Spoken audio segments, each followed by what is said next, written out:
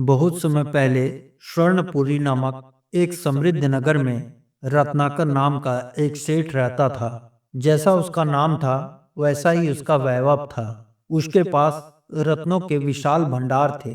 7 मंजिला हवेली थी जो मणि महल कहलाती थी, और सैकड़ों सेवक सेविकाएं उसकी एक आज्ञा पर दौड़े फिरते थे।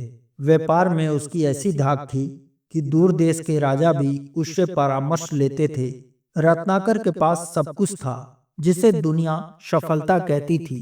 एक सुलोचना पत्नी, एक आज्ञाकारी पुत्र और धन का ऐसा अंबार कि उसकी 7 पुश्तें भी बैठकर खा सकती थी। लेकिन इस अपार वैभव के बीच एक विरोधाभास था। रत्नाकर असंतुष्ट था। उसका हृदय अभी संतुष्ट नहीं था। उससे रात में नींद नहीं आती थी। मखमल के गद्दों पर करवटें बदलते हुए उसकी रातें कट जाती थी। उसे हर समय एक अनजाना भय सताता रहता था कि कहीं व्यापार में घाटा ना हो जाए, कहीं कोई शत्रु उसकी संपत्ति लूट न ले, कहीं उसका सम्मान कम न हो जाए। वह जितना अधिक पाता, उसकी पाने की भूख उतनी ही बढ़ जाती। उसे एक अजीब सा खालीपन महसूस होता था जिसे उसका मणि महल भी भर नहीं सकता था। एक दिन हताशा में उसने अपने विश्वास पात्र मंत्री से कहा, जीवन में सब कुछ पाकर भी मैं कंगाल क्यों महसूस करता हूँ? मुझे शांति चाहिए। सच्ची संतुष्टि कहाँ मिलेगी? मंत्री ने बहुत सोचा और कहा, सेठ जी, नगर में भगवान बुद्ध अपने शिष्यों के साथ भिक्षाटन कर रहे हैं। उनके पास एक कटोरी के सिवा कुछ भी नहीं है, पर कहते हैं कि उसके मुख पर जो तेज और शांति है वैसी किसी सम्राट के पास भी नहीं। शायद वे आपका मार्गदर्शन कर सकें। रत्नाकर को विश्वास नहीं हुआ। जिसके पास कुछ भी नहीं, वह मुझे संतुष्टि का मार्ग कैसे बताएगा? फिर भी निराशा में एक अंतिम प्रयास करने को वह तैयार था। अगले दिन रत्नाकर अपने भव्य रथ पर सवार होकर, साथ में स्वर्ण मुद्राओं से भरी थैलियां और कीमती उपहार लेकर भगवान बुद्ध की ओर चल पड़ा। नगर के बाहर एक विशाल वट वृक्ष के नीचे एक तेजस्वी पुरुष अपने शिष्यों के साथ अपनी आंखें बंद किए ध्यान में लीन थे। उनके चेहरे पर एक अद्भुत अलौकिक शांति थी। रत्नाकर ने अपने सेवकों को उपहार आगे रखने का आदेश दिया। जैसे ही सेवकों ने थैलियां रखी, खनखनाहट से भगवान बुद्ध की आंखें खुली। उन्होंने रत्नाकर की ओर देखा और मंद मंद मुस्कुराए। रत्नाकर ने हाथ जोड़कर कहा, भगवान, मैं स्वर्णपुरी का सेठ रत्नाकर हूँ। मेरे पास सब कुछ है, पर मन में अशांति है। मुझे संतुष्टि चाहिए। चाहे आप मुझसे मेरी आधी संपत्ति ले लें, पर मुझे शांति दे दे जो आपके मुख पर अभी है। भगवान बुद्ध बोले, वत्स, संतुष्टि कोई वस्तु नहीं जिसे खरीदा या बेचा जा सके, या कोई ऐसी चीज नहीं जिसे पाया जा सकता है।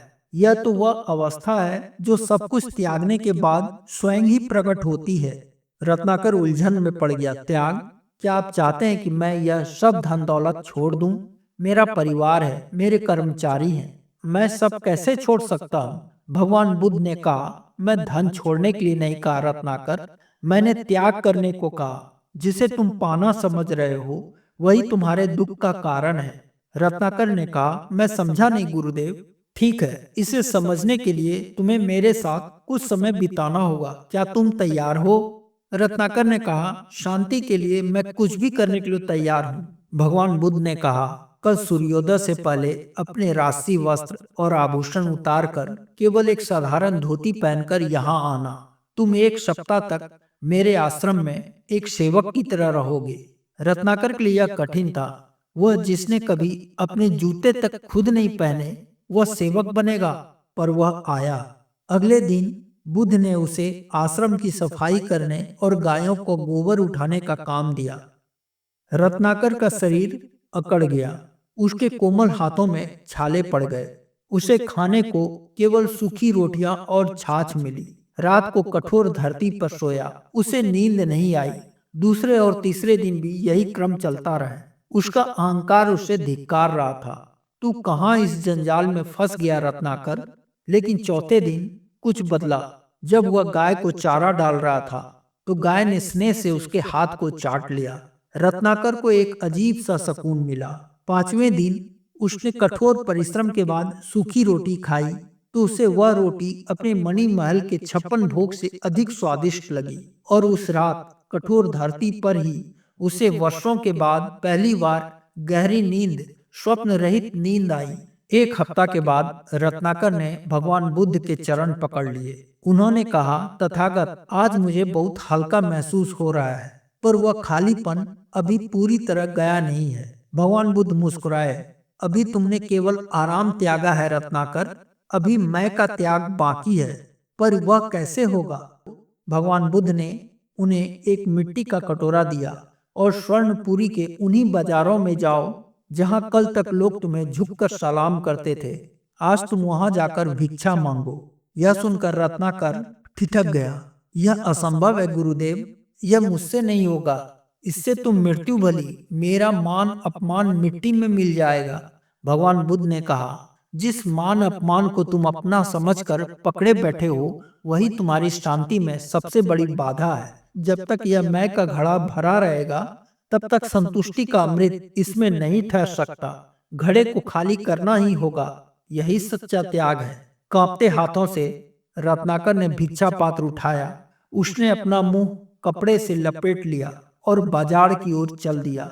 वह हर दुकान के आगे रुकता, जिसे कभी वह अपनी उंगलियों पर नचाता था, आज वह उसके सामने हाथ फैलाए खड़ा था। कुछ लोगों ने उसे पहचाना नहीं, कुछ ने दुत्कारा, कुछ ने उसे पागल समझा। तभी वह अपने सबसे बड़े प्रतिद्वंदी सेठ मनीलाल की दुकान के आगे पहुंचा। मनीलाल ने उसे पहचान लिया। उसकी आंखों में उपहास था। उसने एक सिक्का रत्नाकर के पात्र में फेंकते हुए कहा, देखो, रत्नाकर का दिवाला निकल गया। रत्नाकर की आंखों से आंसू बह निकले। यह अपमान असहनीय था। वह सब कुछ छोड़कर भाग जाना चाहता था। तभी उसकी नजर एक अंधी बुढ़िया पर पड़ी, जो सड़क के किनारे बैठी थी। रत्नाकर अक्सर उसे दान दिया करता था। आज रत्नाकर ने बुढ़िया के आगे पात्र रख दिया। बुढ़िया ने उसकी आवाज नहीं पहचानी। उसने अपनी झोली से एक सूखी रोटी का आधा टुकड़ा निकाला और उसके पात्र में डाल दिया। जैसे ही वह रोटी का टुकड़ा पात्र में गिरा, रत्नाकर को लगा जैसे उसके भीतर कुछ टूट गया हो। उसका अहंकार, उसका मैं, उसका पद, उसकी प्रतिष्ठा, सब कुछ एक पल में बिखर गया। वह वहीं बैठकर फूट फूट कर रोने लगा। वह रोता हुआ वापस आश्रम आया और भगवान बुद्ध के चरणों में गिर पड़ा। भिक्षा पात्र में केवल वह आधी सूखी रोटी थी। हे तथागत, उसने सिसकते हुए कहा, आज मैं लूट गया। मेरा सब कुछ लूट गया। मेरा मान, मेरा अभिमान सब समाप्त हो गया। पर मुझे इतनी शांति क्यों मिल रही है? मेरा हृदय इतना हल्का क्यों लग रहा है? भगवान बुद्ध ने उसे उठाकर गले लगा लिया। वत्स रत्नाकर, आज तुमने सच्चा त्याग किया है। तुमने धन का नहीं, धन के अभिमान का त्याग किया है। तुम्हें पद का नहीं, पद के मोह का त्याग किया है। उन्होंने समझाया, मनुष्य वस्तुओं से दुखी नहीं होता, वस्तुओं के चिपकने से दुखी होता है। तुम महल में रहते हुए भी आसान थे, क्योंकि तुम हर चीज को पकड़ कर रखना चाहते थे। तुम अपनी संपत्ति के स्वामी नहीं, दास बन गए थे। त्याग का अर्थ भागना नहीं रत्नाकर, त्याग का अर्थ है मुक्त होना। जब तुम भिक्षा मांग रहे थे, तब तुम अपने मैं से मुक्त हो रहे थे, और जैसे ही तुम्हारा मैं का घड़ा खाली हुआ, संतुष्टि ने स्वयं आकर उसे भर दिया।